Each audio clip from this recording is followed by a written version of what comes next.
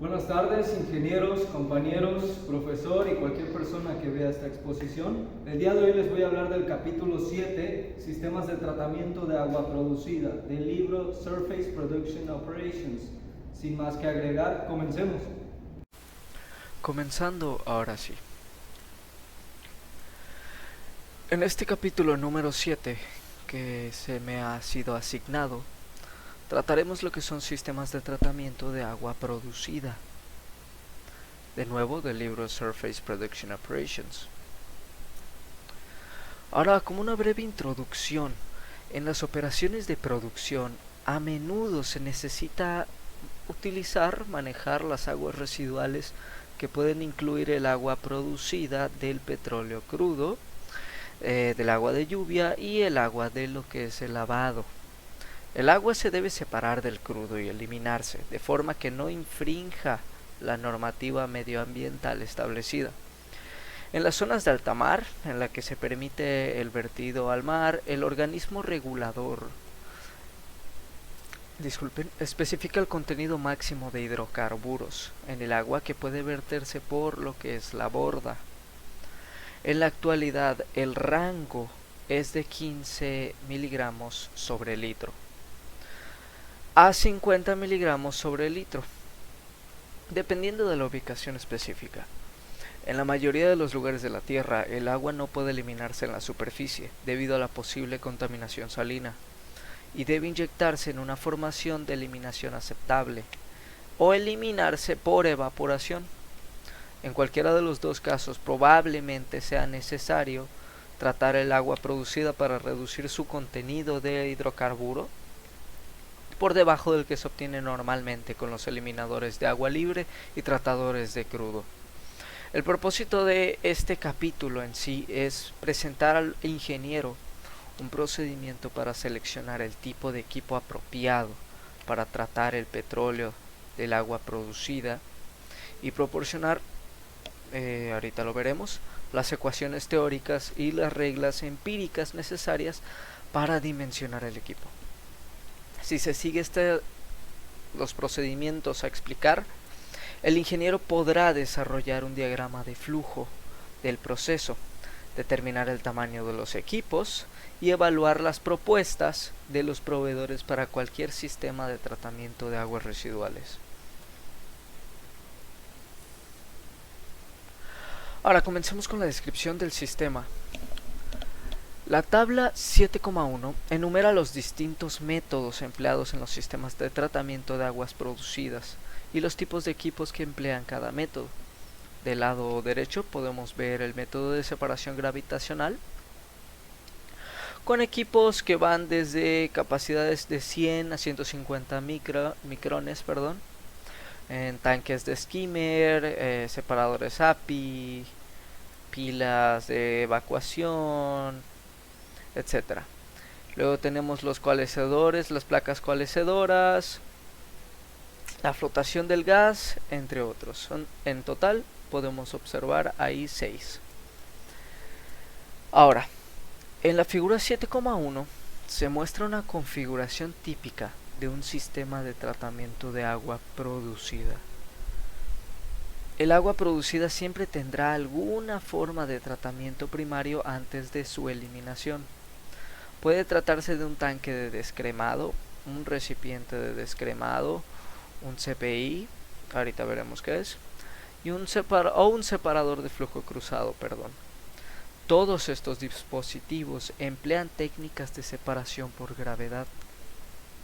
Dependiendo de la gravedad del problema de tratamiento, puede ser necesario un tratamiento secundario utilizando un CPI o un separador de flujo cruzado o una unidad de flotación. Los hidrociclones líquido-líquido se utilizan a menudo en una sola etapa, o con un recipiente de descremado o una unidad de flotación aguas abajo. De nuevo acá tenemos la imagen 7,1 de un sistema de tratamiento típico de agua producida. Ahí está, entra por lo que es el tratamiento primario, luego el tratamiento secundario, donde se separa el agua y el aceite. El agua pues se desecha y luego el aceite sigue una serie de procesos perdón, por ejemplo el recuperador, como hemos visto previamente en la que se tocó el tema de recuperadores en la clase de la simulación que nos enseñó el ingeniero Orlando Casiano. Ya hemos visto este tipo de procesos. Ahora, continuando. En alta mar el agua producida puede ser conducida directamente por la borda después de ser tratada, o puede ser conducida a través de una pila de eliminación o una pila de descremado. Los desagües de cubierta pueden ser tratados para eliminar el petróleo libre, y esto se hace normalmente en un recipiente de descremado llamado tanque de sumidero. El agua del tanque se combina con el agua producida y se envía por separado para su eliminación por la borda. En lo que es tierra firme, el agua se reinyecta a la formación o se bombea a un pozo de eliminación. Por razones de seguridad, los desagües cerrados si existen en el proceso, nunca se deben unir a los desagües atmosféricos y deben dirigirse a un recipiente a presión antes de entrar en un tanque o pila atmosférica. Esto podría hacerse en un recipiente de descremado, un separador de flujo cruzado, o un CPI en un recipiente a presión. Estos dos últimos podrían utilizarse cuando se desee separar arena del sistema. Discúlpenme. Ahora la teoría. La función de todos los equipos de tratamiento del agua es hacer que las gotas de aceite que existen en la fase continua del agua se separen de esta para poder eliminarlas. En los equipos de separación por gravedad, la diferencia de gravedad específica hace que el aceite flote en la superficie del agua.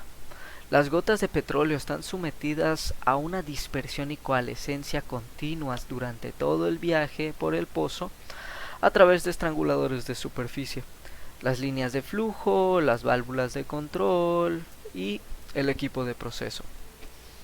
Cuando se introduce energía en el sistema a un ritmo elevado, las gotas se dispersan hasta alcanzar tamaños más pequeños. Cuando la tasa de entrada de energía es baja, las gotas pequeñas chocan y se unen al proceso de coalescencia. Ahora la separación gravitacional, como vimos en la tabla 7,1. La mayoría de los equipos de tratamiento de agua utilizados se basan en la fuerza de gravedad para separar las gotas de aceite de la fase continua del agua. Las gotas de aceite, al ser más ligeras que el volumen de agua que desplazan, ejercen una fuerza de flotación sobre ellas. Esta es resistida por una fuerza de arrastre causada por su movimiento vertical a través del agua. Cuando las dos fuerzas son iguales, se alcanza una velocidad constante que puede calcularse a partir de la ley de Stokes. Como podemos ver, la velocidad total, podemos acá ver la ecuación, 1,78 por 10 a la menos 6, multiplicado, las definiciones las tenemos en la parte de abajo, multiplicado por el cambio, la diferencia de gravedad específica del aceite y del agua con respecto al agua. Esto multiplicado también por el diámetro de la gota de aceite en micras y dividido entre la viscosidad de la fase continua del agua encontrada en centipoise. El BT es la velocidad de sedimentación terminal en pies sobre segundo. Y ahora de esta sencilla ecuación se pueden extraer varias conclusiones, 3 conclusiones. Cuanto mayor sea el tamaño de la gota de aceite, mayor será el cuadrado de su diámetro, obviamente. Y por tanto, mayor será la velocidad vertical. Es decir, cuanto mayor es el tamaño de la gota, menos tiempo tarda la gota en subir a una superficie recogida y por tanto más fácil es tratar el agua. Ahora, cuanto mayor sea la diferencia de densidad entre la gota de petróleo y la fase acuosa, mayor será la velocidad vertical. ¿Esto qué quiere decir? Cuando más ligero esté el crudo, mientras más ligerito tengamos el hidrocarburo, más fácil va a hacer tratar el agua. Ahora, cuanto mayor sea la temperatura, menor será la viscosidad del agua. Y por tanto, mayor será la velocidad vertical. Es decir, es más fácil tratar el agua a altas temperaturas que a bajas temperaturas. Ahora, dispersión. Una gota oscilante de aceite se vuelve inestable cuando la energía cinética es suficiente para comenzar la diferencia de energía superficial entre lo que es la gota única y las dos gotas más pequeñas que se forman a partir de ella. Al mismo tiempo que se produce este proceso, el movimiento de las partículas de aceite más pequeñas provoca la coalescencia. Por lo tanto, debería ser posible definir estadísticamente un tamaño máximo de gota para un determinado aporte de energía por unidad de masa y tiempo, en el que la tasa de coalescencia sea igual a la tasa de dispersión. Una relación para el tamaño máximo de partícula que se puede tomar para lo que es el equilibrio ha sido propuesta por Hinze de la siguiente manera. El Dmax, que es el diámetro de la gota por encima del cual solo está contenido el 5% del volumen de aceite en micras, es igual a 432 multiplicado por el tiempo de retención en minutos entre la caída de presión en PSI, esto elevado a una potencia de 2 sobre 5, y a su vez multiplicado por la tensión superficial en dinas sobre centímetro entre la densidad en gramos sobre centímetro cúbico, y esto elevado al 3/5. Se puede observar que cuanto mayor sea la caída de presión, la que teníamos en PSI, las fuerzas de cizallamiento que experimenta el fluido en un periodo de tiempo determinado, mientras fluye por el sistema de tratamiento, menor será el diámetro de las gotas de aceite. Esto quiere decir que las grandes caídas de presión que se producen en distancias pequeñas a través de los estranguladores, válvulas de control, desarenadores, entre otros, dan lugar a gotas más pequeñas. Ahora, el proceso de dispersión no es teóricamente instantáneo, sin embargo, la experiencia de campo indica que se produce muy rápido. A efectos de diseño, se podría suponer que siempre que se produzcan grandes caídas de presión, todas las gotas mayores que el diámetro de la gota, por encima del 5% de volumen de aceite, se dispersarán instantáneamente. Esto es, por supuesto, una aproximación conservadora. Coalescencia. El proceso de coalescencia en los sistemas de tratamiento depende más del tiempo que el proceso de dispersión. En las dispersiones de dos líquidos inmiscibles rara vez se produce una coalescencia inmediata, cuando chocan dos gotas. Si el par de gotas está expuesto a fluctuaciones de presión turbulentas y la energía cinética de las oscilaciones inducidas en el par de gotas es mayor que la energía de adhesión entre ellas, el contacto se romperá y pues no se habrá completado la coalescencia. En el capítulo anterior se ha demostrado que el tiempo de crecimiento del tamaño de una gota debido a la coalescencia en un sedimentador por gravedad es proporcional al diámetro de la gota, a alguna potencia mayor que 3, e inversamente proporcional a la concentración de la fase oleosa. De ello se deduce que tras un periodo inicial en un sedimentador, el tiempo de retención adicional tiene una capacidad rápidamente decreciente para provocar lo que es la coalescencia y capturar las gotas de aceite. Me imagino que esto se podrá explicar un poquito más gracias a la persona que vaya a exponer lo que es el capítulo número 6. Pero continuemos. Flotación, el principio de flotación. Este proceso mejora la separación de las gotas de aceite de la fase continua de agua. Este objetivo se consigue al aumentar la diferencia de las densidades entre los dos fluidos mediante la adhesión de burbujas de gas a la gotita de petróleo. El proceso de flotación disminuirá el tiempo de retención del recipiente, disminuyendo así el tamaño del recipiente de separación necesario para permitir que un tamaño de gota especificado flote en la superficie, o disminuyendo el tamaño de la gota del aceite, que puede ser capturada por un recipiente de separación de tamaño especificado. Recordemos, todo tiene que estar especificado.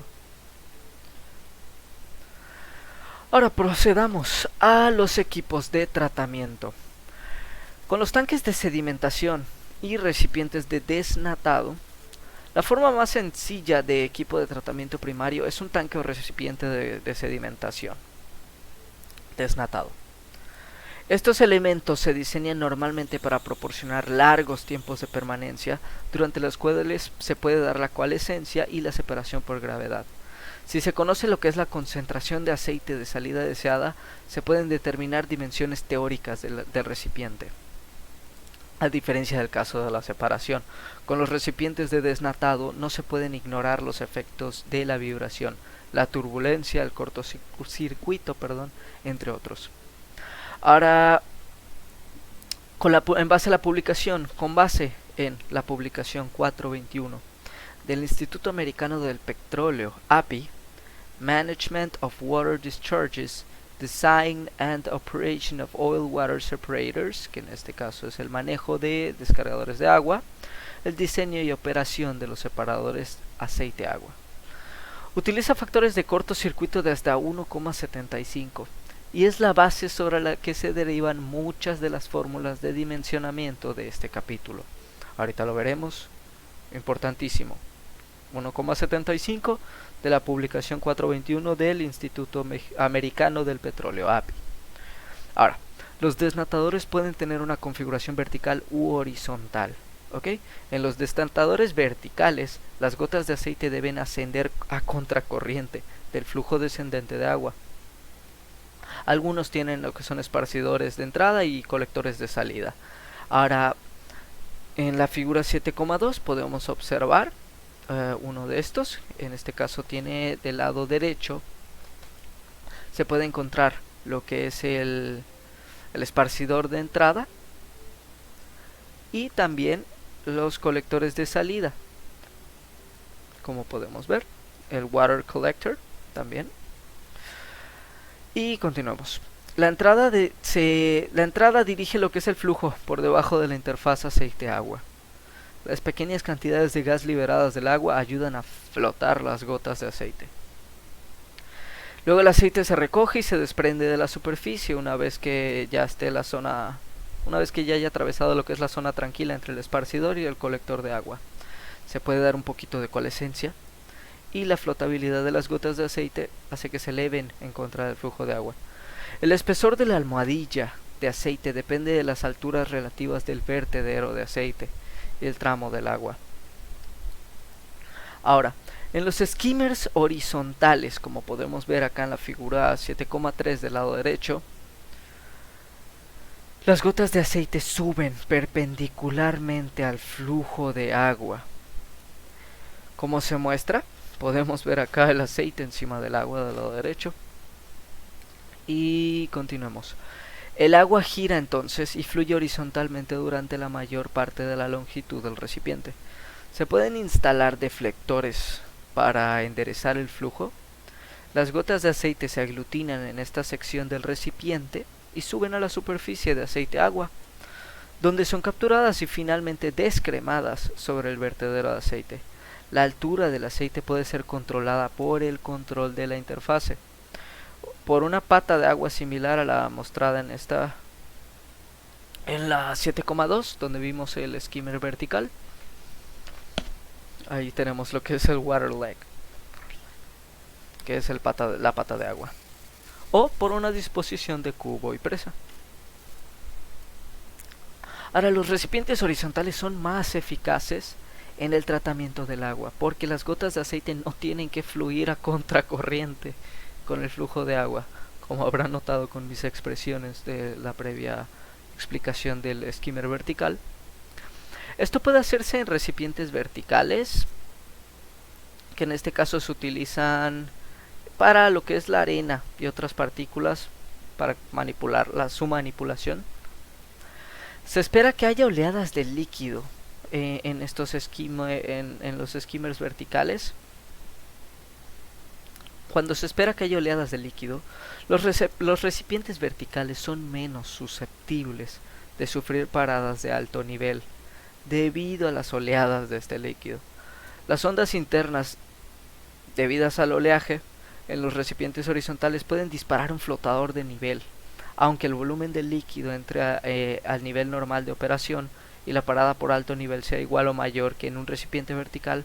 Esta posibilidad puede minimizarse mediante la instalación de deflectores de amortiguación en el recipiente. La elección del recipiente a presión frente al atmosférico para el depósito del espumadero no viene determinada únicamente por los requisitos del tratamiento del agua. En esta decisión hay que tener en cuenta las necesidades generales del sistema.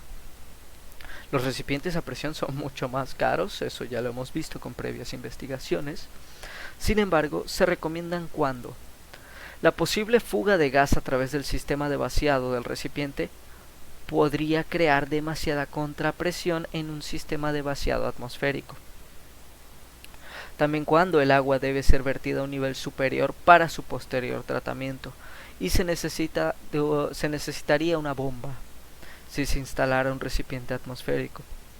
Ahora, debido al peligro potencial de la sobrepresión, como nos ha recalcado muchas veces el ingeniero Casiano, y a los posibles problemas de venteo de gases asociados a los recipientes atmosféricos, se prefieren los recipientes a presión.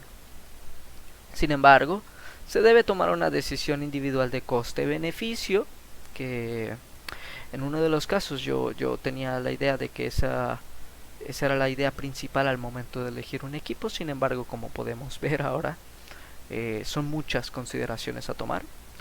Pero continuemos. Debe preverse un tiempo de permanencia mínimo de 10 a 30 minutos para garantizar que las sobrecargas no alteren el sistema y para permitir cierta coalescencia.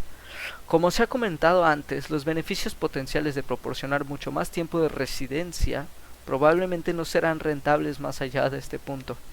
Los desnatadores con tiempos de permanencia largos requieren deflectores para intentar distribuir el flujo y eliminar los cortocircuitos.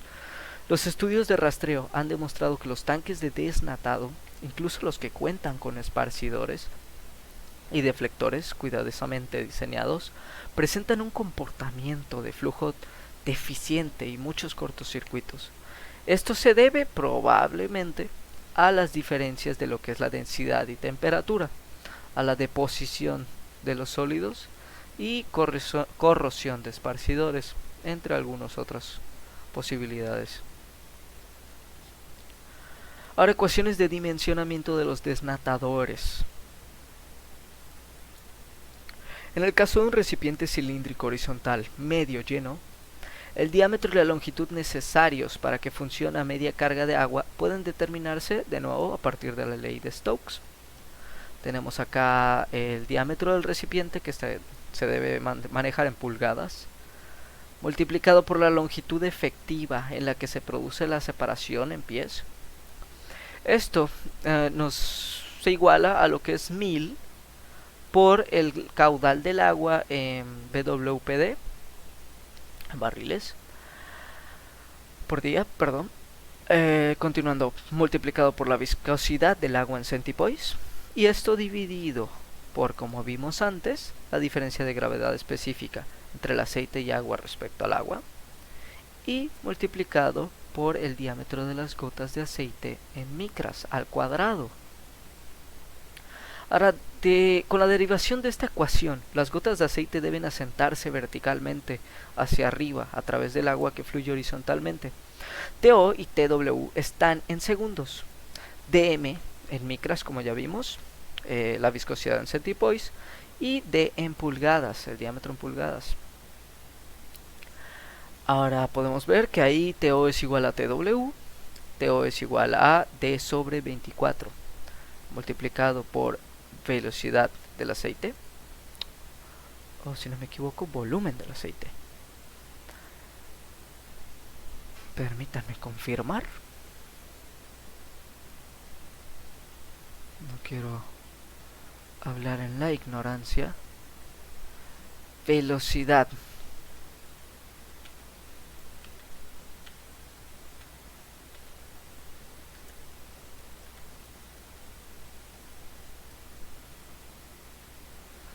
Ok, continuamos. Este VO se puede sacar con una multiplicación de 1.78 por 10 a la menos 6 multiplicado por, como vimos, la diferencia de gravedad específica por el diámetro de las gotas de aceite al cuadrado entre la viscosidad. Ahora, LEF está en pies, como vimos antes. Q, el gasto, se encuentra en pies cúbicos sobre segundo. Y el área en pies cuadrados. Continuamos.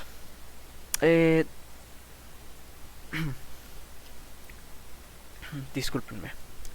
Continuando con TW, es LEF sobre la velocidad del agua.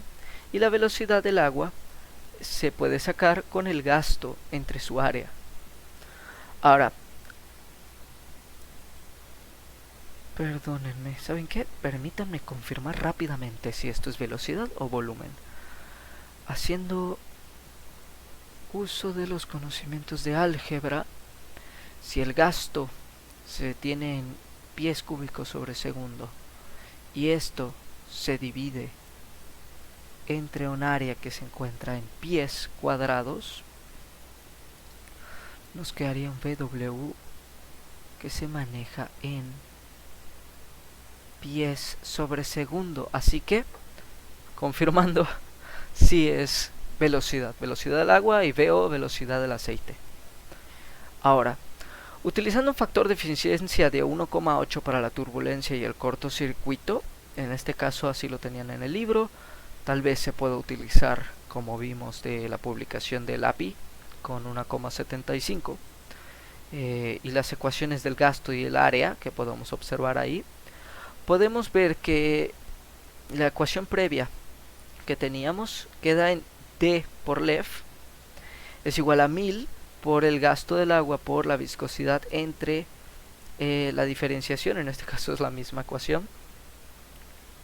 Ahora, cualquier combinación de LEF y D que satisfaga esta ecuación será suficiente para permitir que todas las partículas de aceite de diámetro dm o mayor se sedimenten fuera del agua. Sin embargo, solo deben elegirse aquellas combinaciones que también satisfagan los siguientes criterios de tiempo de retención. Con la ecuación 7,4, en donde vemos que el diámetro al cuadrado multiplicado por LEF, la longitud efectiva, es igual a 1.4 por el tiempo de retención del agua por el gasto del agua, el tiempo de retención manejado en minutos. Esta ecuación se derivó en el capítulo sobre separadores bifásicos, y la elección del diámetro y la longitud correctos puede obtenerse trazando lo que es el diámetro del recipiente frente a lo que es la longitud efectiva en la que se produce la separación para las ecuaciones 7,3 y 7,4. Ahora, cualquier combinación que satisfaga ambas ecuaciones es aceptable. En un tanque horizontal de sección transversal rectangular, igual de forma similar, la anchura y la longitud necesarias en este tipo de tanques pueden determinarse a partir de ley de Stokes, utilizando un factor de eficiencia de 1,9 para la turbulencia y el cortocircuito. Podemos ver ahí W por LEF, en este caso este nuevo concepto W es la anchura, manejada en pies. ¿Okay? De nuevo rápidamente la leo. W por LEF es igual a 70 por QW por viscosidad entre el cambio en SG, como vimos acá, diferencia de gravedad específica, que es el aceite y del gas, del aceite, perdón, y el agua con respecto al agua, multiplicado por el diámetro en micras al cuadrado del aceite, obviamente. Ahora, la derivación de esta ecuación 7,5. Las gotas de aceite deben asentarse prácticamente hacia arriba a través del agua que fluye horizontalmente. TO y TW están en segundos, como vimos. Todo esto ya lo vimos. TO es igual a TW en este caso. TO es igual a H sobre velocidad del aceite. Ahora, la velocidad del aceite, ya vimos la ecuación previamente. TW es igual a LEF sobre la velocidad del agua. VW es igual al gasto sobre el área, como vimos anteriormente. Todo esto, el área es igual a H por W. En este caso, recordemos, W es la anchura en pies. Y W LEF es igual a 36.5 multiplicado por QW por la viscosidad entre SG sobre dm al cuadrado. ¿Ok? Ahora, utilizando el factor de eficiencia de 1,9 para lo que es la turbulencia y el cortocircuito, tenemos WLEF. WLEF es igual a 70, como vimos, la misma ecuación 7,5. Y esta es independiente de la altura. Normalmente la altura del flujo del agua se limita a menos de la mitad del ancho para asegurar una buena distribución de flujo. Entonces, con esta suposición se puede derivar la siguiente ecuación para los criterios de tiempo de retención. W2, W al cuadrado, perdón, no W2, LEF multiplicado por LEF es igual a 0.008 multiplicado por el tiempo de retención del agua por el gasto del agua. Esta es la ecuación 7,6. Derivando esta ecuación, podemos ver que, bueno, TW de nuevo en segundos, LEF en pies, el BW en FT sobre segundo, como analizamos previamente para definir si esto se trataba de volumen o de velocidad.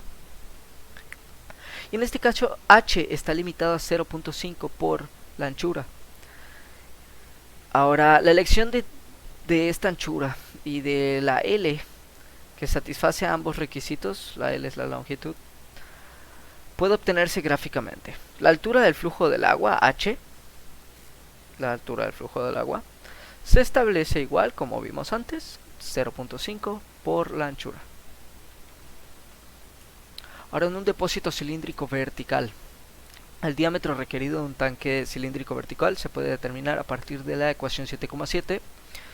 Ahí la podemos ver, diámetro al cuadrado es igual a 6.691 por F, duplicado por QW por viscosidad entre SG por dm al cuadrado. F es un factor que tiene en cuenta las turbulencias y los cortocircuitos. Para recipientes de diámetro pequeño, 48 pulgadas o menos, F es igual a 1.0. Para diámetros mayores, F depende del tipo de esparcidores de entrada y salida y de los colectores y de los baffles que se den. Los tanques de 10 pies de diámetro deben considerarse con un F de 2.0. Los tanques de más de 10 pies de diámetro deben ser desaconsejados debido a los cortocircuitos. Ahora, continuando. En este caso, lo único que varía es la ecuación del área, que en este caso, al tratarse de un cilindro, pues se toma en cuenta pi por diámetro al cuadrado entre 4 por 144. Continuando. La altura de la columna de agua en pies puede determinarse a partir de los requisitos de tiempo de retención.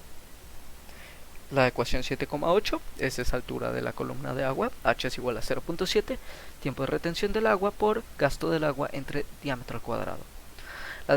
La derivación de esta ecuación la podemos ver en la siguiente hojita, tomando en cuenta lo que es el TW es igual a H entre el BW, que es la velocidad, etcétera. Bueno, no hay muchos cambios.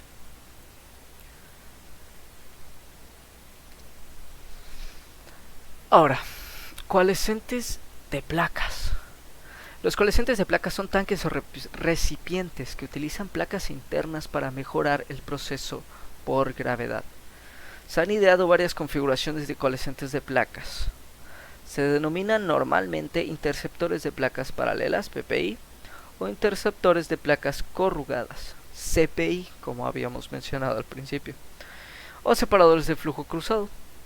Todos ellos dependen de la separación por gravedad para permitir que las gotas de aceite suban a la superficie de la placa, donde se produce la coalescencia y la captura.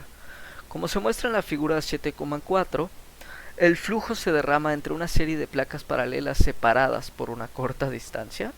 Podemos ver ahí las plaquitas paralelas. Continuando. Para facilitar la captura de la gota del aceite. Las placas están inclinadas hacia la horizontal.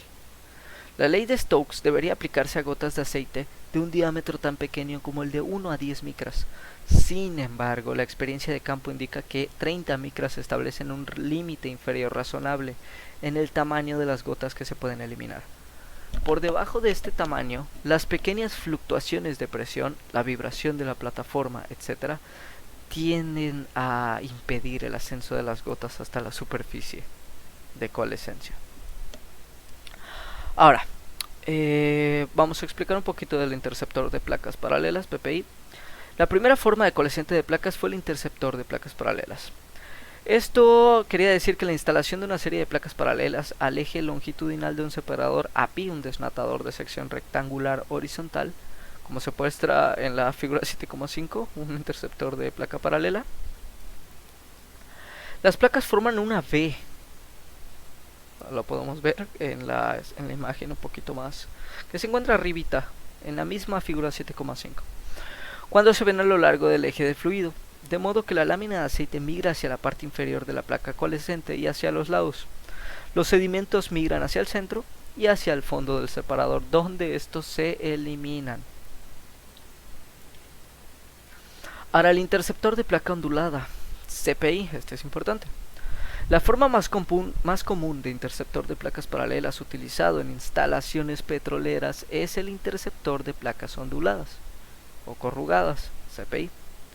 Se trata de un perfeccionamiento del interceptor anterior porque ocupa menos superficie en planta para la misma eliminación de partículas. Menor volumen ocupado, pues, y te va a ayudar en lo mismo, pues es mejor. En la figura 7,6 se ilustra un diseño típico del CPI de flujo descendente, disculpen. Ahí está el patrón de flujo de un CPI de flujo descendente, figura 7,6. Y la 7,7 es un paquete típico de CPI. En los CPIs las placas paralelas están onduladas como el material del techo, por ejemplo, con el eje de las ondulaciones paralelo a la dirección del flujo. El paquete de placas está inclinado en un ángulo de 45 grados y el flujo de agua a granel es forzado hacia abajo. La lámina de aceite sube en sentido contrario al flujo del agua y se concentra en la parte superior de cada corrugación, ondulación. Cuando el aceite llega al final del paquete de placas, se recoge en un canal y se lleva a la interfaz aceite-agua. En las zonas en las que se prevé la producción de arena o sedimentos, la arena debe eliminarse antes de pasar por un CPI estándar, debido al régimen de flujo laminar que se requiere en estos. Todos los coalescentes de placas son dispositivos eficientes de sedimentación de arena. Ahora, la experiencia ha demostrado que la arena mojada por el petróleo puede adherirse a una pendiente de 45 grados. Por lo tanto, existe la posibilidad de que la arena se adhiera y obstruya estas placas. Además, los canales de recogida de arena instalados en el extremo del paquete de placas provocan turbulencias que afectan el proceso de tratamiento y están sujetos ellos mismos a la obstrucción por la arena. Entonces, para eliminar estos problemas, se utiliza una unidad de CPI de flujo ascendente que emplee placas corrugadas con un ángulo de inclinación de 60 grados. Se aumenta el ángulo. Para temperaturas de servicio inferiores a 140 grados Fahrenheit, se utiliza fibra de vidrio con un marco de acero. Para temperaturas de servicio superiores a 140 grados Fahrenheit, se recomiendan aleaciones resistentes a la corrosión o aceros inoxidables. Ahora, los dispositivos de flujo cruzado, como ya los hemos mencionado al igual que los CPI bastantes veces, los fabricantes de equipos han modificado la configuración del CPI para que el flujo de agua sea horizontal y perpendicular al eje de las ondulaciones de las placas. En este caso podemos verlo acá en la figura 7,8 del lado derecho. Discúlpenme. Esto permite que las placas se pongan en un ángulo más pronunciado, pues para facilitar la eliminación de sedimentos que nada más te van a causar problemas, y para permitir que el paquete de placas se empaque más convenientemente en un recipiente a presión. Esta última ventaja puede ser necesaria si el soplo de gas a través de una válvula de descarga aguas arriba puede causar problemas de alivio con un tanque atmosférico. Estos se pueden construir ya sea horizontales o verticales y requieren menos deflectores internos. El paquete es largo y estrecho, por lo tanto requiere lo que es un elaborado dispositivo de esparcimiento y recogida para obligar al agua a viajar a través del paquete de placas en flujo de tapón. puede ser que las gotas de aceite se cizallen en el esparcidor, lo que dificultaría la separación.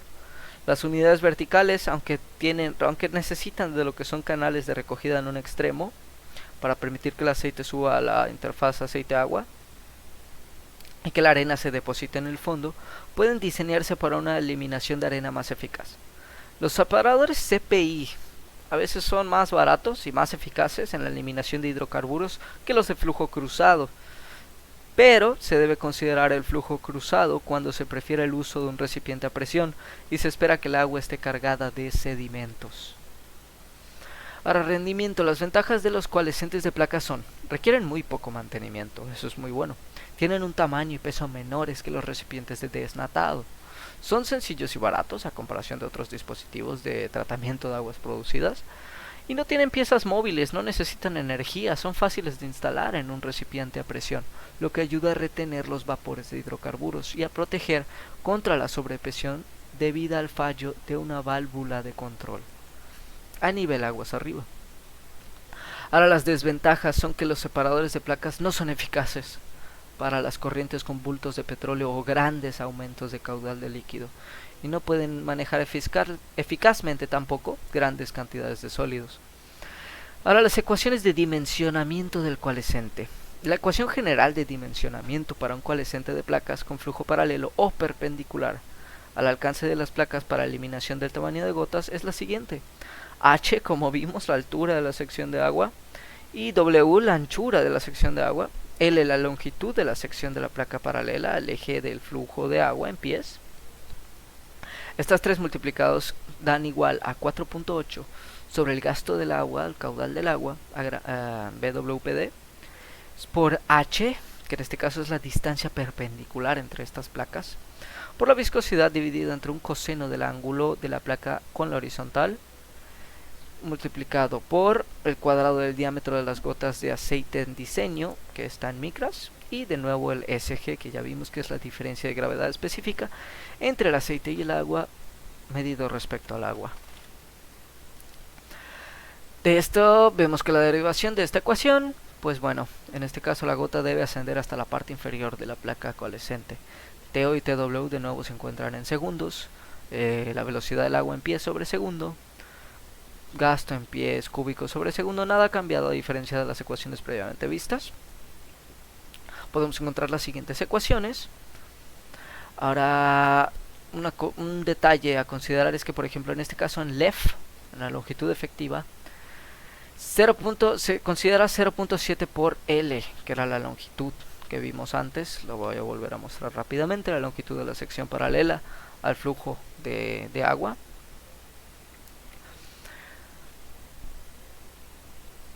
Discúlpenme.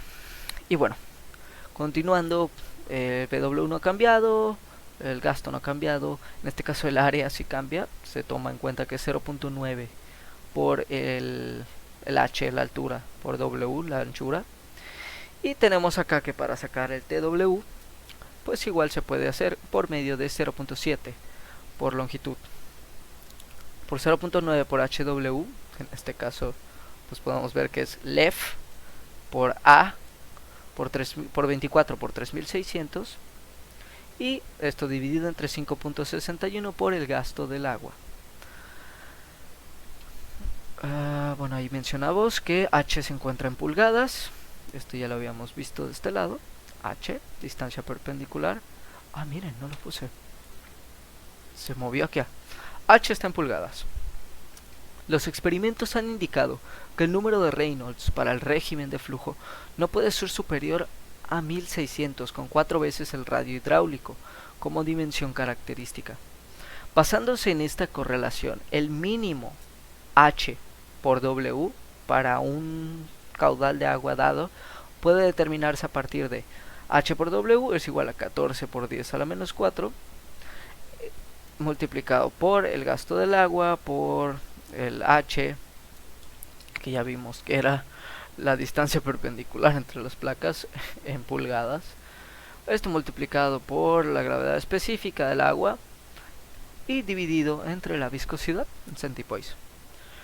Ahora, de la derivación podemos ver que perdón, la viscosidad está en libras sobre segundo sobre pie cuadrado. Acá ya empezamos a ver cambios.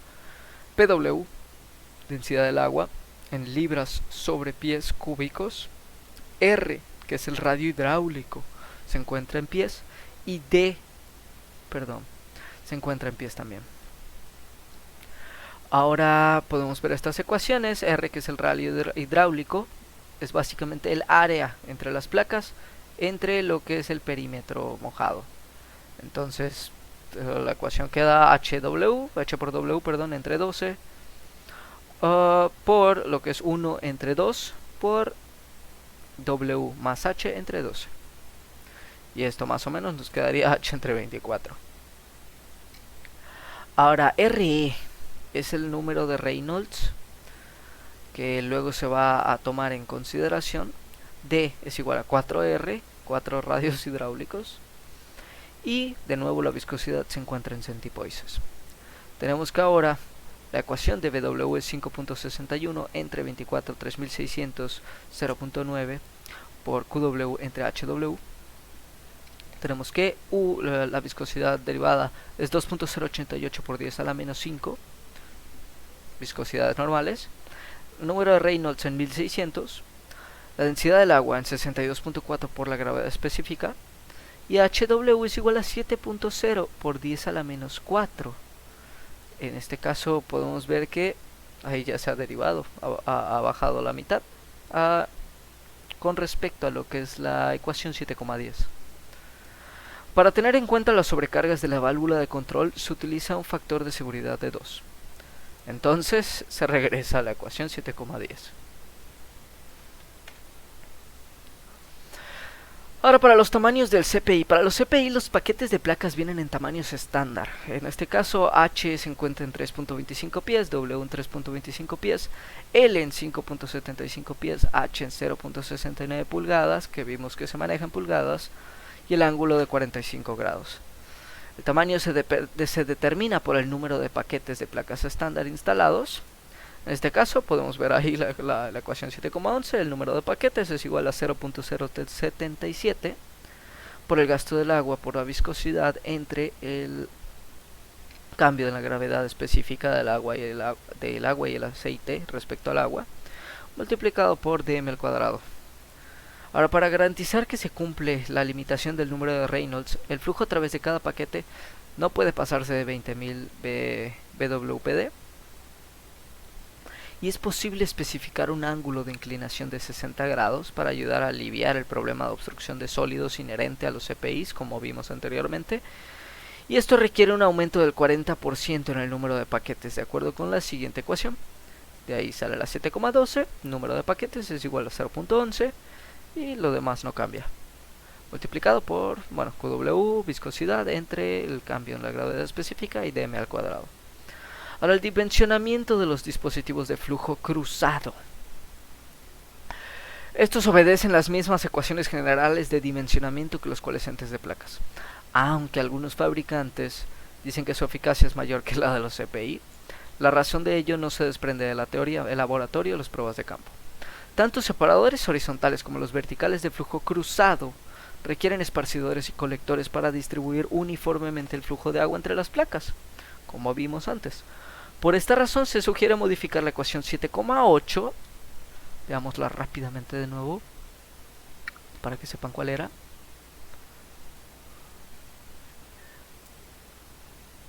H es igual a 0.7 por tiempo de retención del agua por gasto del agua entre diámetro al cuadrado. Entonces esa toman en cuenta estos dispositivos de flujo cruzado. Y continuando, se incluye un término de eficiencia del esparcidor de 75%. De modo que la ecuación que se utiliza es HWL es igual a 6.4 por el gasto del agua, por H, por la viscosidad, por coseno del ángulo a la horizontal, por lo que es el cambio en la gravedad específica por dm al cuadrado. Y bueno, en cuanto a los desnatadores coalescentes, Varios diseños que se comercializan para mejorar la separación agua-petróleo se basan en la instalación de placas dentro de los desnatadores horizontales o de los eliminadores de agua libre para fomentar la coalescencia y la captura de las partículas de petróleo. Los paquetes coalescentes utilizan un diseño de flujo cruzado en lugar de un flujo descendente. El paquete cubre todo el diámetro interior del recipiente, las longitudes varían entre 2 a 9 pies y los materiales incluyen el polipropileno de este dispositivo, cloruro de polivinilo, acero inoxidable y acero de carbono.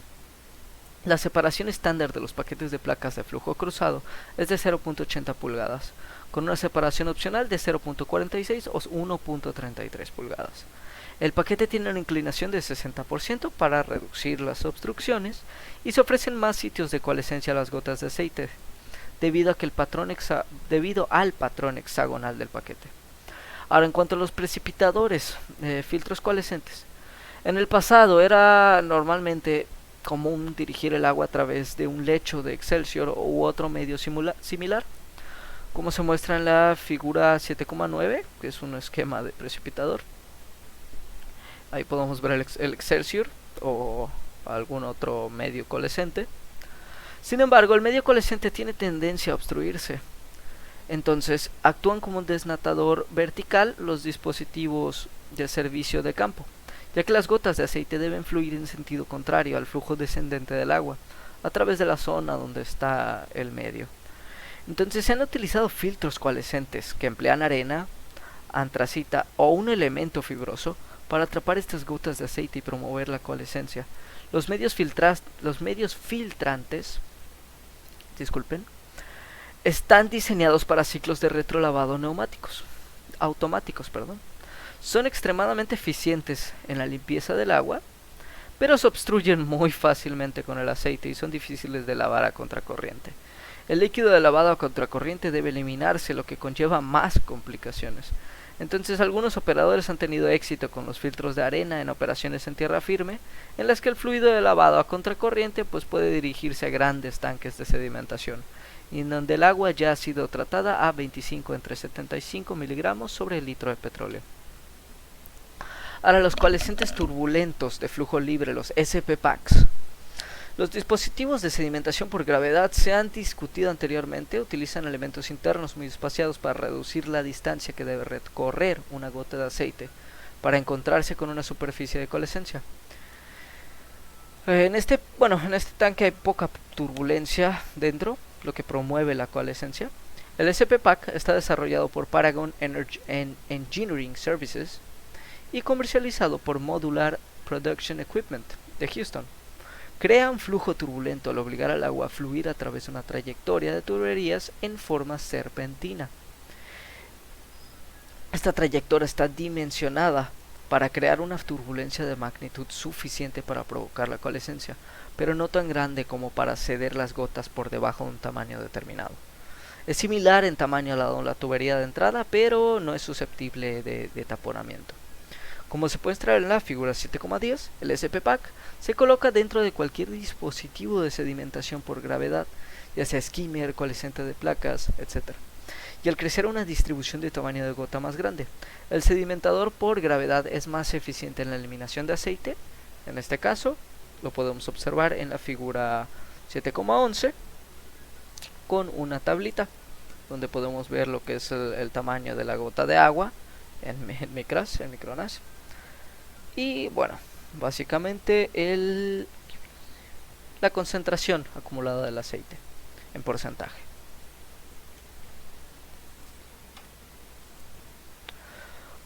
Continuando, los tamaños estándares del SP-PAC se pueden ver en la tabla 7.2. Están diseñadas para desarrollar una curva de distribución de tamaño de gota con un tamaño de gota máximo de micras. Son muy eficientes en la eliminación del aceite cuando se instalan en serie, como se muestra en la figura 7,12. Ahí tenemos unos SP-PACs instalados en serie. Ahora, a medida que el agua fluye a través del siguiente paquete, parte del aceite restante se coalesce, formando una segunda distribución mejorada del tamaño de las gotas y permitiendo la sedimentación de más aceite. Ahí tenemos la tabla 7,2, donde vemos los tamaños mínimos de tanque, en 100 bbl, 210 bbl y 500 bbl. Perdón. Con rangos de operaciones de entre 400, 2500, 1000, 5000, 1300, 10000, 1700, 18000, 2500, 40000, 3500, 70000, 4500, 100.000 y 6150.000. En este caso, igual podemos ver los números de los modelos y el flujo óptimo. Ahora, las notas. El rango de caudal óptimo en el que se produce la máxima eficacia de eliminación de aceite. El rango de funcionamiento es que básicamente es un amplio rango en el que los coalescentes de flujo libre SPPAC pueden trabajar sin afectar negativamente al rendimiento del proceso. Todos los coalescentes de flujo libre SPPAC pueden ser instalados a través de aperturas de los tanques API estándar. En el caso de los recipientes, los coalescentes de flujo libre SPPAC se pueden instalar a través de bocas de acceso de 14 pulgadas de diámetro interior como mínimo. Para flujos superiores a 57.000 BWPD, ponerse en contacto con MP en la oficina de Houston, que en este caso ya vimos que MP era Modular Production Equipment. Ahora, la eficiencia en cada etapa viene dada por E es igual a CI menos CO entre CI, donde lo que es el CI es igual a la concentración de entrada y CO es la concentración de salida. Dado que la distribución del tamaño de la gota desarrollada por el SPPAC puede estimarse de forma conservadora como una línea recta, entonces podemos tener E es igual a, eficiencia es igual a 1 menos dm sobre dmax. dm es el tamaño de gota que se puede tratar en la etapa y dmax es el tamaño máximo de gota creado por el SPPAC. En este caso, para los SPPACs estándar de 1000 micras de dm. La eficiencia global de una instalación por etapas en serie viene dada entonces por la eficiencia total es igual a 1 menos paréntesis 1 menos eficiencia de cada etapa, cerramos paréntesis, elevado a n, que es el número de fases. Ahora, unidades de flotación. Son los únicos equipos de tratamiento de agua comúnmente utilizados que no dependen únicamente de la separación por gravedad de las gotas de aceite. Las unidades de flotación emplean un proceso en el que se generan finas burbujas de gas que se dispersan en el agua y se adhieren a gotas de aceite o a partículas sólidas. Las burbujas de gas ayudan a elevar el petróleo a la superficie del agua para que se pueda recoger. Para mejorar el rendimiento se añaden ayudas a la flotación, como lo que son coagulantes, polielectrolitos, desemulsionantes. Se han utilizado dos distintos tipos de unidades de flotación, dependiendo del método empleado, para producir las pequeñas burbujas de gas. Se trata de unidades de gas disuelto y unidades de gas disperso. Ahora, de gas disuelto, toman una porción del efluente de agua tratada y saturan el agua con gas natural en un contador, así de sencillo. Cuanto mayor sea la presión, más gas podrá disolverse en el agua. La mayoría están en unidades para una presión de contacto de 20 a 40 psi-G. Normalmente entre el 20% y el 50% del agua tratada se recircula para que entre en contacto con el gas.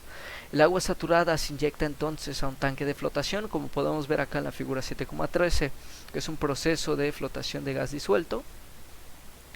Y el gas disuelto se desprende de la solución en burbujas de pequeño diámetro, que entran en contacto con gotas de aceite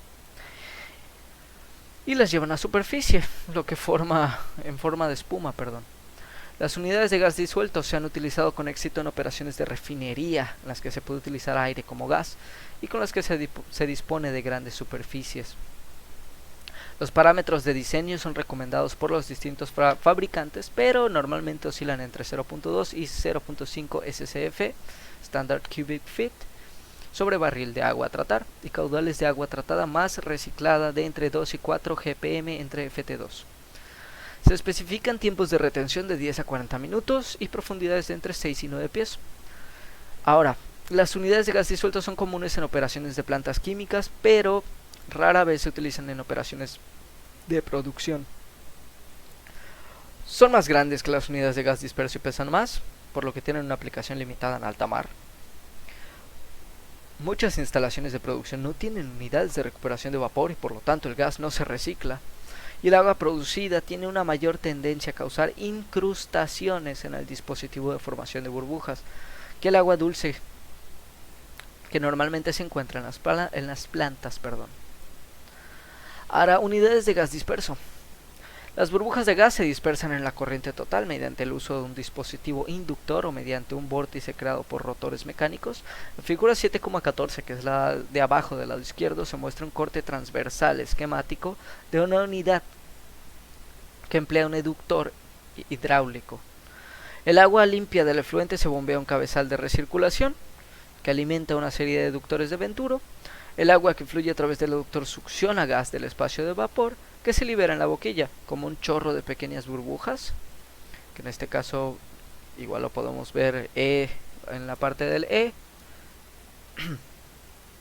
discúlpenme, que es la parte donde se ve que está entrando a partir del donde está, si se fijan, del lado del recirculation pump, donde sube por la tubería. Eso es el proceso y bueno, sigue luego B, A, G, y continuando las burbujas ascienden provocando la flotación en la cámara formando una espuma, que es el proceso C, y en el D, el proceso D, y esta se desespuma con un dispositivo mecánico. En este caso es el dispositivo F, como podemos ver luego en la partecita de abajo, donde dice cross section through cell. Disculpen la mala pronunciación. Ahora la figura 7,15 muestra una sección transversal de una celda de flotación de gas disperso que utiliza un rotor mecánico. El rotor crea un vórtice y un vacío dentro del tubo de vórtice. Las cubiertas, aseguran que el gas en el vórtice se mezcla y sea arrastrado por el agua. El rotor y el inductor de corrientes de aire hacen que el agua fluya como indican las flechas en este plano, y un deflector situado en la parte superior dirige la espuma hacia una bandeja de espumado como resultado de este movimiento de remolino. La mayoría de estas unidades contienen 3 o 4 celdas y el agua se desplaza en serie de una celda a la otra por medio de deflectores de flujo inferior. Ahora, las pruebas de campo han indicado que la alta intensidad de mezcla en cada celda crea el efecto de flujo de tapón del agua entre celda a celda. Entonces no hay prácticamente ningún cortocircuito o ruptura de una parte del flujo de entrada a la caja del vertedero de salida. Ahora, dimensionamiento de las unidades de gas disperso. Se puede demostrar matemáticamente que un diseño eficiente debe tener una alta tasa de inducción de gas, una burbuja de gas inducida de pequeño diámetro y una zona de mezcla relativamente grande. Por tanto, el diseño de la boquilla o del rotor, así como de los deflectores internos, es fundamental para la eficiencia de la unidad, como se ha medido en las pruebas reales de campo. Las boquillas, rotores, deflectores de estas unidades son diseños patentados. Los experimentos de campo indican que se puede esperar que estos diseños tengan una eficiencia de eliminación de aproximadamente el 50% por celda. Cada celda está diseñada para un tiempo de retención de aproximadamente 1 minuto para permitir que estas burbujas de gas se desprendan del líquido y formen la espuma en la superficie. Y cada fabricante indica las dimensiones de estas unidades estándares y el caudal máximo según su criterio. A partir de la ecuación 7,16, que ahorita la vamos a ver, se puede esperar que una unidad de 3 celdas tenga una eficiencia global del 87% y una unidad de 4 celdas una eficiencia del 94%, aún más. Para el diseño se suele utilizar un rendimiento del 90%. La eficiencia real de la unidad dependerá de muchos factores que no se pueden controlar ni predecir en las pruebas de laboratorio. Hay muchos diseños diferentes de unidades de gas disperso, todos requieren un medio para introducir el gas en el flujo, una región de mezcla y una región de separación o flotación que permita que estas burbujas de gas suban a la superficie y un medio para espumar la espuma. Para funcionar eficazmente, la unidad debe generar un gran número de pequeñas burbujas de gas. Ahora, las pruebas indican que el tamaño de las burbujas disminuye al aumentar la salinidad. A salinidades superiores al 3%, el tamaño de las burbujas parece permanecer constante, pero la recuperación de petróleo suele seguir mejorando. La adhesión de las burbujas de gas a las gotas de petróleo puede mejorarse con el uso de productos químicos polielectrolíticos. Estos productos químicos de ayuda a la flotación pueden utilizarse para provocar la adhesión de burbujas sólidos, por lo que las unidades de flotación pueden utilizarse para eliminar también los sólidos. La eliminación del aceite depende en cierta medida del tamaño de las gotas del aceite. La flotación tiene muy poco efecto sobre estas gotas, que tienen un diámetro inferior a 2,5 micras. Por lo tanto, es importante evitar someter el afluente a grandes fuerzas de cizallamiento, por ejemplo válvulas de control de nivel. Ahora, por encima de 10 a 20 micras, el tamaño de gota de aceite no parece afectar a la eficacia de la recuperación de aceite, entonces no se necesitan dispositivos de coalescencia de entrada muy elaborados. Los volúmenes de agua oleosa desnatada suelen ser del 2 al 5% de la capacidad nominal de la máquina y pueden llegar al 10% y hay un aumento del flujo de agua en la unidad. Dado que el volumen del líquido desnatado es una función de la exposición de la longitud del vertedero a lo largo del tiempo. El funcionamiento de la unidad a una capacidad inferior a la de diseño aumenta el tiempo de residencia del agua, pero no disminuye los volúmenes del líquido desnatado. Ahora, hidrociclones. Los hidrociclones, a veces que le conocen como separadores de gravedad mejorados, utilizan la fuerza centrífuga para eliminar las gotas de aceite del agua aceitosa. Como podemos ver en la figura 7,16, los hidrociclones estáticos constan de las siguientes 4 secciones.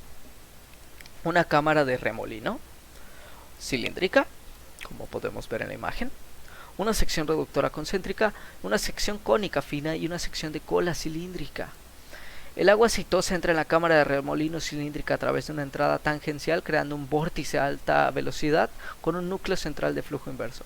El fluido acelera al pasar por la sección reductora concéntrica y la sección cónica fina.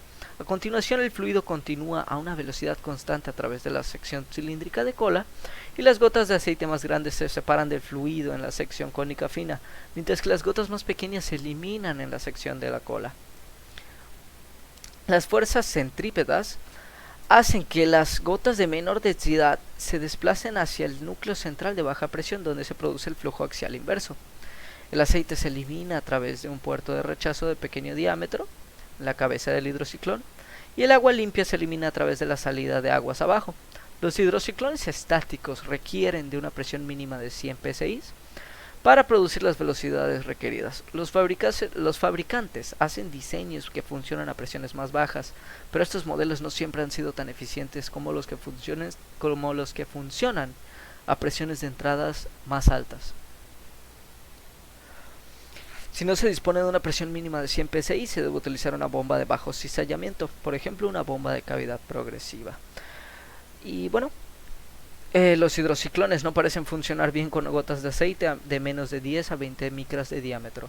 El rendimiento depende principalmente de la relación de rechazo de la caída de presión, PDR. La relación de rechazo se refiere a la relación entre la tasa de fluido de rechazo y la tasa total del fluido de entrada. Normalmente la relación óptima está entre el 1 y el 3%. Esta relación es proporcional a la PDR y el funcionamiento por debajo de la relación de rechazo óptima dará lugar a una baja eficiencia de eliminación de aceite.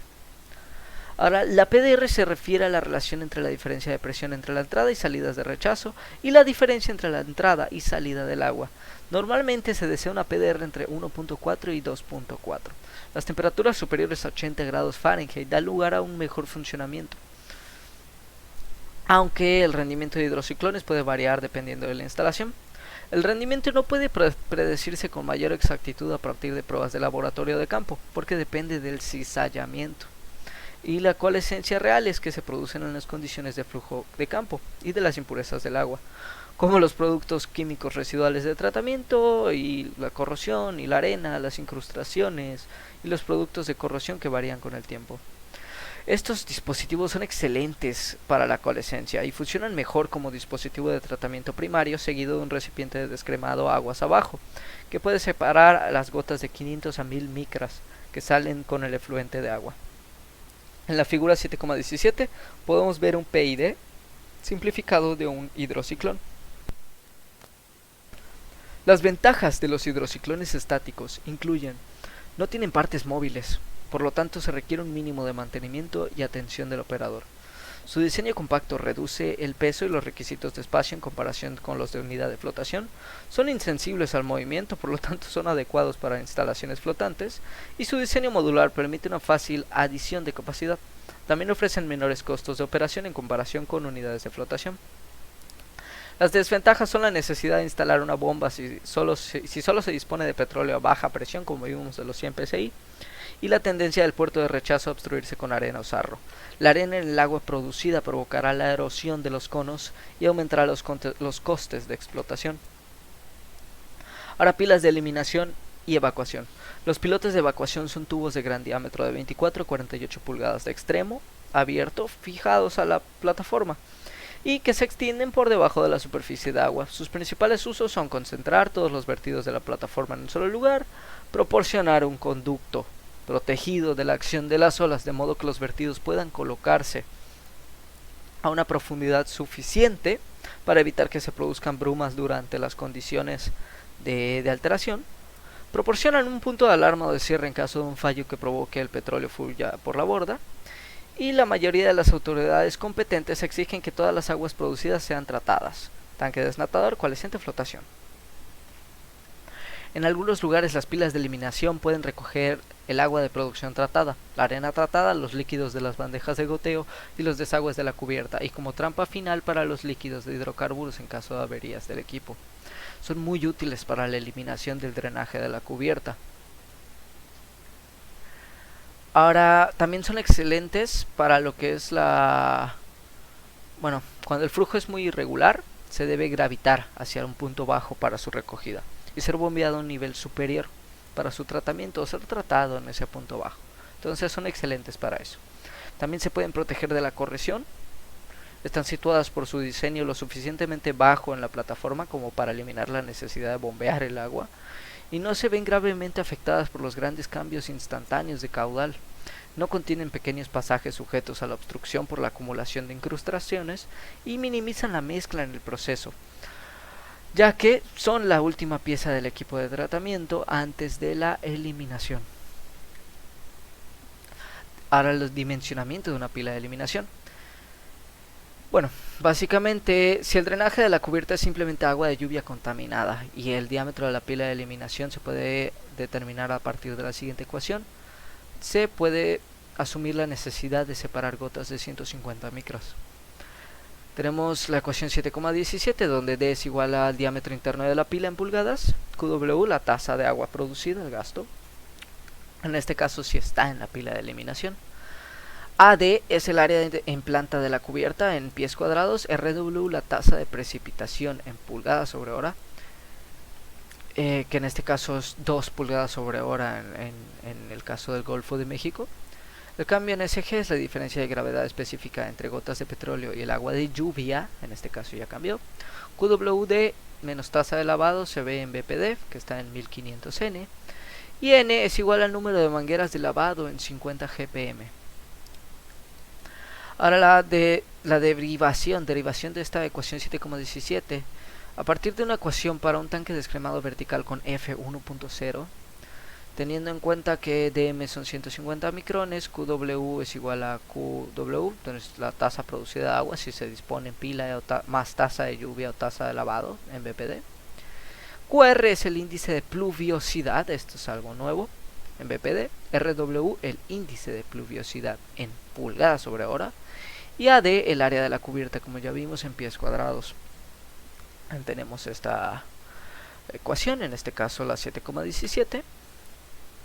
Y ahora en la ecuación 7,17 se debe utilizar la tasa de lavado o la tasa de precipitación, ya que es muy poco probable que ambas ocurran al mismo tiempo. La tasa de agua producida solo se utiliza si el agua producida se dirige a la pila para su eliminación. Ahora en este caso la longitud de inmersión del piloto por debajo del nivel normal del agua necesaria para asegurar que se detecte un nivel alto antes de que el petróleo llegue a menos de 3 metros del fondo viene dada por la ecuación 7,18, donde L es la profundidad del pilote por debajo del MWL, longitud sumergida en este caso en pies. HT es el alcance de la marea normal en pies. HS es la marea de tormenta anual de diseño en pies. HA es el nivel de alarma, normalmente 2 pies. HSD es el nivel de parada, igual normalmente en 2 pies. Y SGO pues es la gravedad específica del aceite en relación con el agua. Ahora, de la derivación de la ecuación 7,18 podemos encontrar las siguientes ecuaciones. Para una longitud de pila 10 veces mayor que la altura de una columna de aceite, pues podemos encontrar que L es igual a HW más 10, que en este caso pues ya vimos que... disculpen.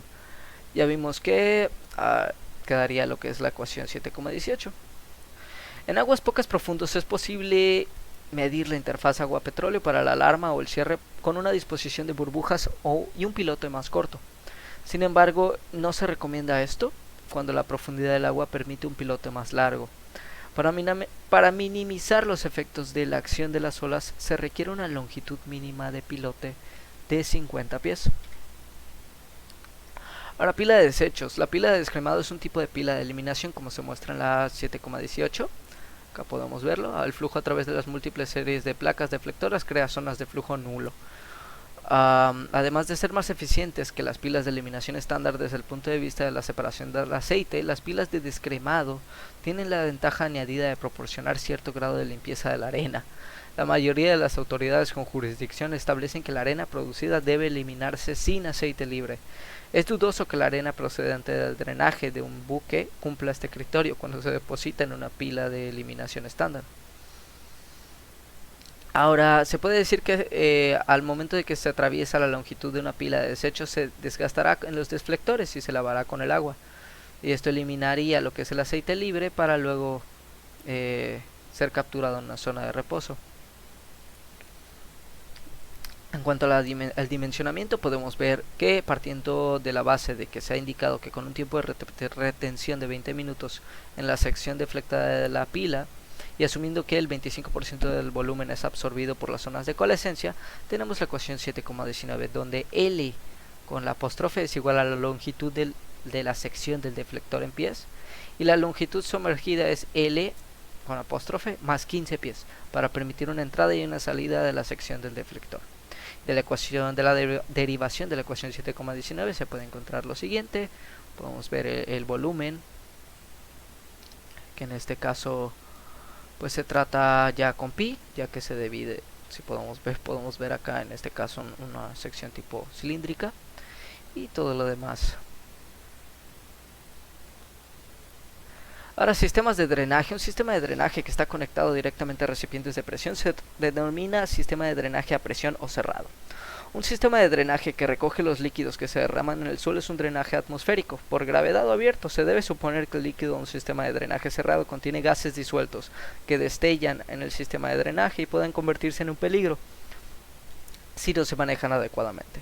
Además, se debe asumir que una válvula de drenaje cerrada podría dejarse abierta por accidente, y una vez que el líquido ha salido del recipiente, una gran cantidad de gas fluirá fuera del recipiente hacia el sistema de drenaje cerrado, gas blow-by, y tendrá que ser manejado de manera segura. Por lo tanto, los sistemas de drenaje cerrado siempre deben dirigirse a un recipiente de presión, y nunca deben conectarse a un sistema de drenaje abierto. El líquido recogido en un sistema de drenaje abierto suele ser agua de lluvia o agua de lavado contaminada con aceite. Dado que el aceite suele circular de vuelta al proceso, se debe intentar minimizar la cantidad de agua aireada que se recicla con el aceite. La mejor manera de lograrlo es dirigir los desagües abiertas a un tanque de sumidero que tenga una manta de gas y funcione como un desnatador. Para evitar que el gas del desnatador salga por el desagüe, debe instalarse un sello de agua en la entrada del tanque de sumidero. También deben instalarse sellos de agua en los conductos laterales de los edificios o recintos separados para evitar que el sistema de drenaje abierto sea un conducto de gas de un lugar a otro en la instalación. Ahora, la información necesaria para su diseño. 1. La calidad efluente. La Agencia de Protección del Medio Ambiente EPA establece la cantidad máxima de contenido de aceite y grasa en el agua que puede verterse en las aguas navegables de Estados Unidos. En este caso podemos ver limitaciones, por ejemplo en Ecuador, Colombia, Brasil, Argentina y Venezuela de 30 miligramos sobre el litro en todas las instalaciones. Disculpen. Tenemos Indonesia de 15 miligramos sobre el litro en instalaciones y en protegidas de 25 miligramos sobre el litro. En Malasia 30, en Nigeria, Angola, Camerún, Costa de Marfil 50 miligramos sobre el litro en todas las instalaciones. Mar del Norte y Australia 30, Tailandia 50 y Estados Unidos 29. Ahora, el caudal de agua producida también se debe tener la gravedad específica del agua producida, suponer 1.07 si no hay datos disponibles, viscosidad del agua residual a temperaturas de flujo en centipoise, asumir 1.0 centipoise si no se dispone de datos, concentración de aceite del agua a tratar, la gravedad específica del aceite, la temperatura de circulación, la curva de distribución del tamaño de las partículas de las gotas de petróleo. Esto se determina mejor a partir de muestras de campo laboratorio. El índice de precipitación de diseño, que es el RW en pulgadas sobre hora, asumir 2 en el Golfo de México, como vimos anteriormente, el caudal de lavado, que es QW mayor a BPD, suponer 1500 BPD por manguera de lavado de 50 GPM. Y, bueno, como vimos anteriormente, curva de distribución del tamaño de las partículas para las gotas de aceite libre en el drenaje de la cubierta y concentración de aceite soluble en condiciones de descarga en miligramos sobre litro o ppm, partes por millón. Ahora, la calidad del agua fluente, agua producida. El primer paso para elegir un sistema de tratamiento de agua es caracterizar las corrientes de agua fluente. Es necesario conocer tanto lo que es la concentración de petróleo en esta corriente como la distribución del tamaño de las partículas asociadas a esta concentración. Se han hecho varios intentos por desarrollar procedimientos de diseño para determinar la concentración de hidrocarburos en las salidas de agua de los eliminadores y tratadores de aguas libres, y una suposición conservadora sería que el agua contiene menos de 1000 a 2000 miligramos sobre litro de petróleo disperso. Es posible rastrear teóricamente la distribución del tamaño de las partículas a lo largo de la tubería a través del estrangulador, las líneas de flujo, los colectores y el equipo de producción hasta la salida de agua libre, utilizando las ecuaciones presentadas en secciones anteriores. Sin embargo, se desconocen muchos de los parámetros necesarios para resolver estas ecuaciones. Si hubiera tiempo suficiente para que se produjera la coalescencia en las tuberías situadas aguas abajo de la válvula de descarga, el diámetro máximo de las gotas vendría definido por la ecuación 7,2, antes de que el agua entrara al primer recipiente del tratamiento de agua. La solución de esta ecuación requiere la determinación de la tensión superficial. La tensión superficial de una gota de aceite en una fase continua de agua está entre 1 y 50 dinas sobre centímetro. No es posible predecir el valor sin mediciones reales de laboratorio en agua producida. Pequeñas cantidades de impurezas en el agua producida pueden reducir la tensión superficial de forma significativa con respecto a lo que podría medirse en el agua sintética. Además, como estas impurezas cambian con el tiempo, también lo hará la tensión superficial. A causa de datos, se recomienda utilizar un diámetro máximo de 250 y 500 micras para el diseño. Ahora, los datos experimentales indican que una suposición conservadora para el diseño sería caracterizar la distribución mediante una línea recta, como en la figura 7,19. Con lo que es el tamaño de gota y la concentración de aceite. Ahora, el aceite soluble. En todos los sistemas, las sustancias que aparecen como aceite en el procedimiento de prueba de laboratorio estarán disueltas en el agua. Esto es especialmente cierto cuando las muestras se acidifican para su estabilización. La concentración de aceite soluble debe restarse a los criterios de descarga para obtener una concentración de aceite disperso para el diseño. En raras ocasiones se han medido concentraciones de aceite soluble de hasta 1000 miligramos sobre litro. El drenaje de la cubierta. La normativa federal y la mayoría de autoridades competentes exigen que se elimine el aceite libre del drenaje de la cubierta antes de su eliminación. Es extremadamente predecir la distribución del tamaño de las gotas de aceite del agua de lluvia o del agua de lavado que se recoge en un sistema de drenaje abierto, y la normativa no define qué tamaño de gota se entiende por aceite libre.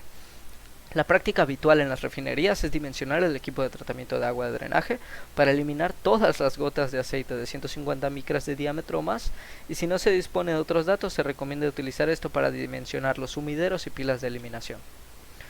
Procedimiento de selección de equipos. Es deseable llevar la información incluida anteriormente a un formato que pueda ser utilizado para el ingeniero, para que pueda diseñar lo que es la selección, el dimensionamiento de las piezas individuales del equipo necesario para un sistema de tratamiento de agua total. Las regulaciones federales y la mayoría de autoridades tienen jurisdicción requieren que el agua producida desde el golpe de agua libre reciba al menos alguna forma de tratamiento primario antes de ser enviada a una pila de eliminación o pila de desechos. El drenaje de la cubierta puede dirigirse a una pila de eliminación de tamaño adecuado que elimine el aceite libre. Todo diseño de sistema de tratamiento de agua debe ser con el dimensionamiento. Para la separación de líquidos de un eliminador de agua libre, un tratador de calentadores o un separador trifásico. Estos recipientes deben ser dimensionados de acuerdo a los procedimientos discutidos en capítulos anteriores. A excepción de estas restricciones, el ingeniero de diseño es libre de organizar el sistema como crea conveniente.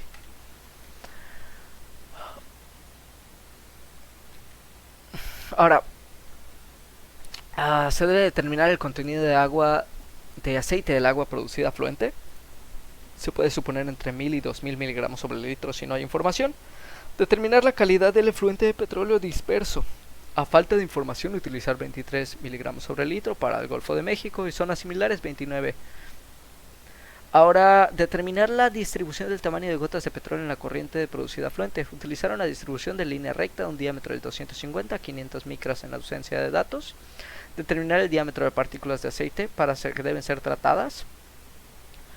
Si hay una gran cantidad de espacio disponible como en una ubicación en tierra, considerar un sistema SP-PAC. Proceder al paso 10.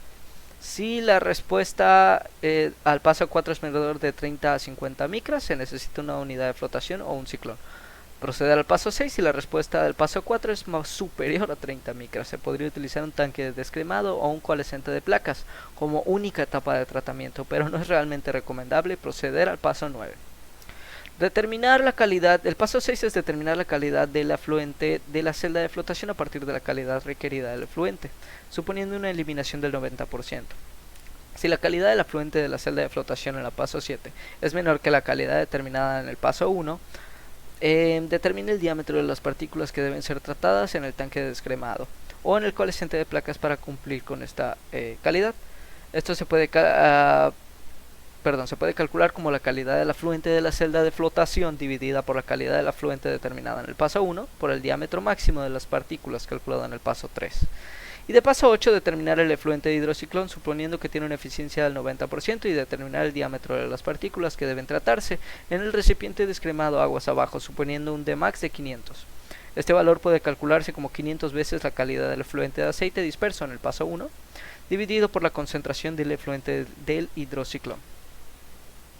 Determinar las dimensiones del desnatador, en este caso elegir la configuración ya sea horizontal o vertical, elegir recipiente de presión o atmosférico y determinar el tamaño.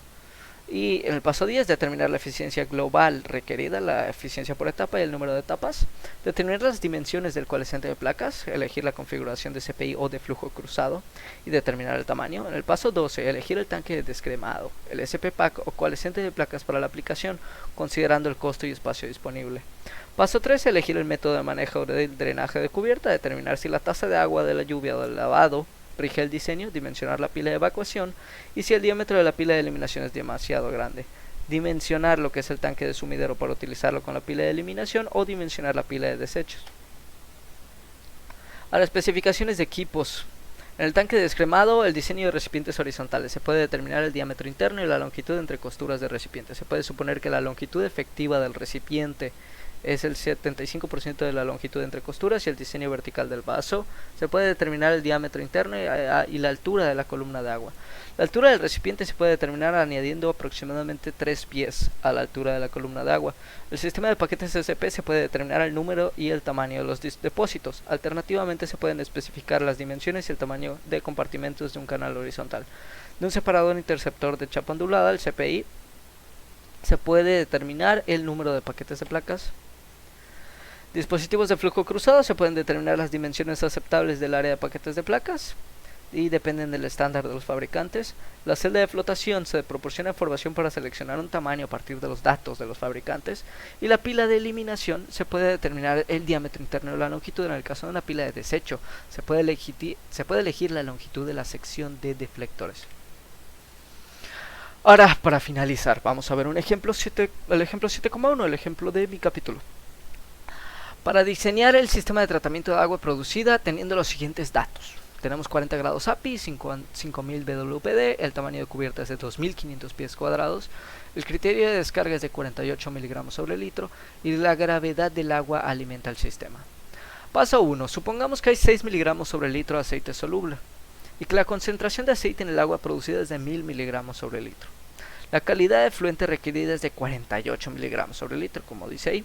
Supongamos que hay 6 miligramos de litro de aceite disuelto, por lo tanto la calidad de fluente requerida es de 42 miligramos sobre litro.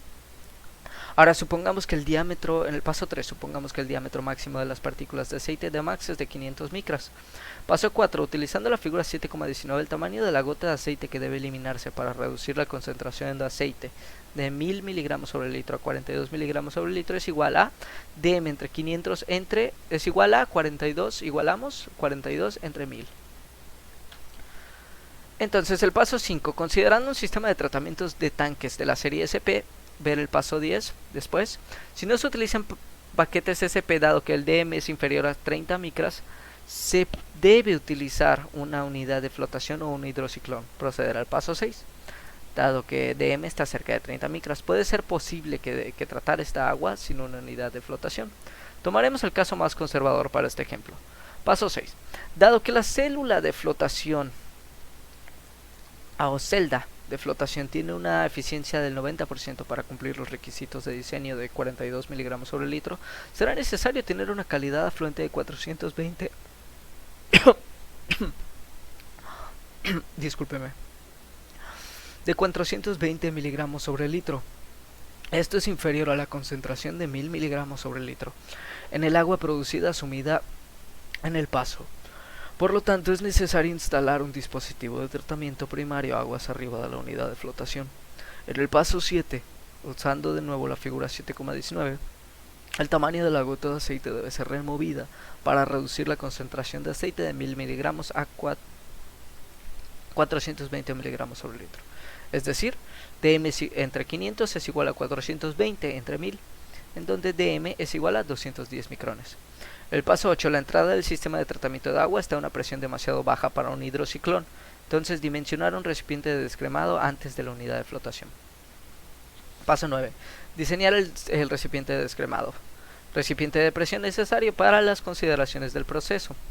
Asumir presión horizontal en recipiente. En este caso la ecuación de sedimentación nos queda como se puede observar ahí, que es con la viscosidad del agua asumida de 1 y gravedad específica 1.07 del agua y gravedad específica del aceite de 0.83 que ya está calculada, nos queda una ecuación de D por LEF es igual a 1000 por 5000 por 1.0 entre 0.24 por 210 al cuadrado con un resultado de 472.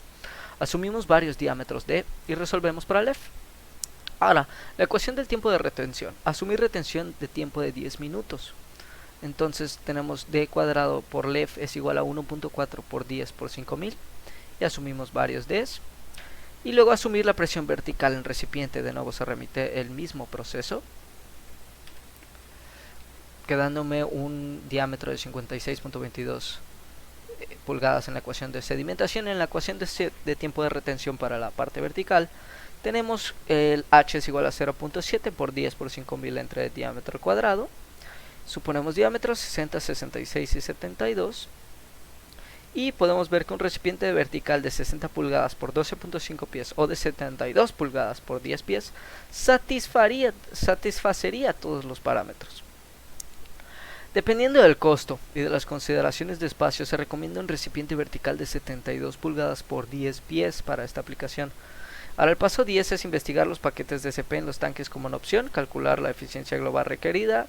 Eficiencia T es igual a 1000 menos 42 entre 1000, dando 0.958. Asumimos el tanque vertical con 10 pies de diámetro, nos da un DM de 139 y suponemos que el SP-Pack cultiva gotas de 1000 micras. Entonces la eficiencia es 1 menos DM entre 1000 es 0.861. Una opción aceptable son dos tanques SP de 3 metros de diámetro en serie, entonces ET es igual a 1 menos 0.861 al cuadrado, queda 0.981. Ahora, comprobando la sección alternativa del CPI, el número de paquetes, como vimos en la ecuación anterior, 0.077 por 5000 por 1.0 entre 0.24 por 210 al cuadrado es 0.04 paquetes. Ahora, si el gasto de W es menor a 20.000, se debe usar un paquete de CPI. Paso 12. Se recomienda el recipiente de descremado en lugar del CPI, ya que el descremado ocupará aproximadamente el mismo espacio, costará menos y no será susceptible a obstruirse. Obsérvese que también será posible investigar otras configuraciones como vaso de desnatador, SP-Pack, SPI, etc., como alternativas al uso de una unidad de flotación. Paso 13. Diseño del sumidero. El sumidero debe ser diseñado para manejar el máximo de agua de lluvia o manguera de lavado, o el agua de lavado. La tasa de agua de lluvia, asumimos que RW es 2 pulgadas sobre hora y AD, que es el área de la cubierta, es 2500 pies cuadrados, como ya nos lo habían dado. Entonces tenemos un QW de 0.356 por 2500 por 2, dando 1780 BWPDs.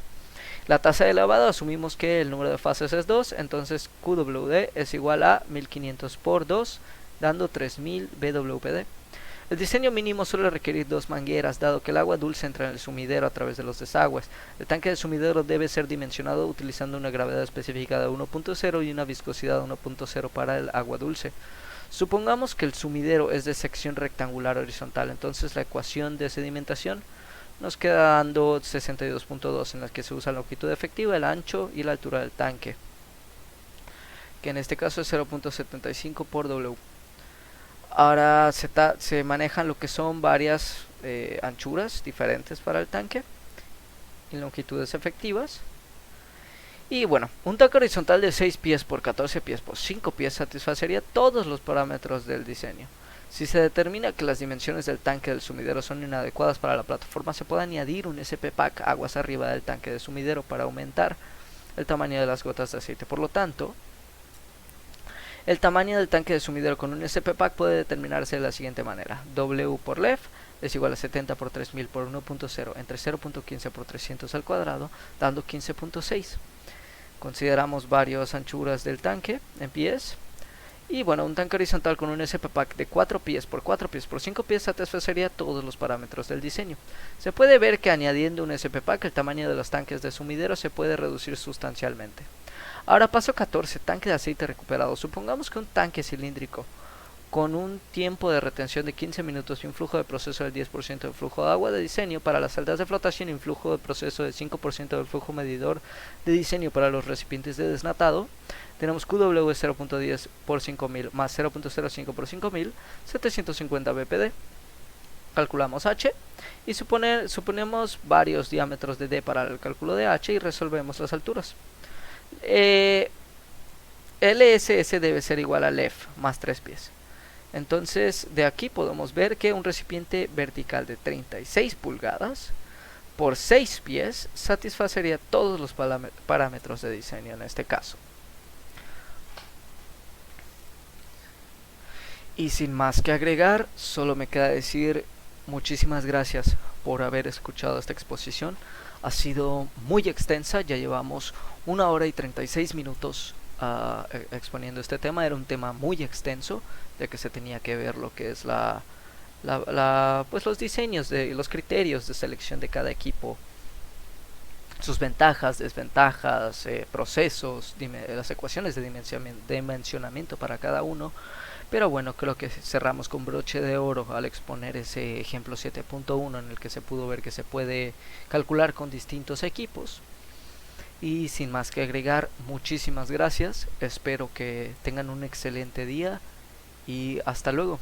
Les ha expuesto Raúl Jesús Palomo Riestra del Instituto Tecnológico del Petróleo y Energía y me despido. Excelente tarde y muchísimas gracias.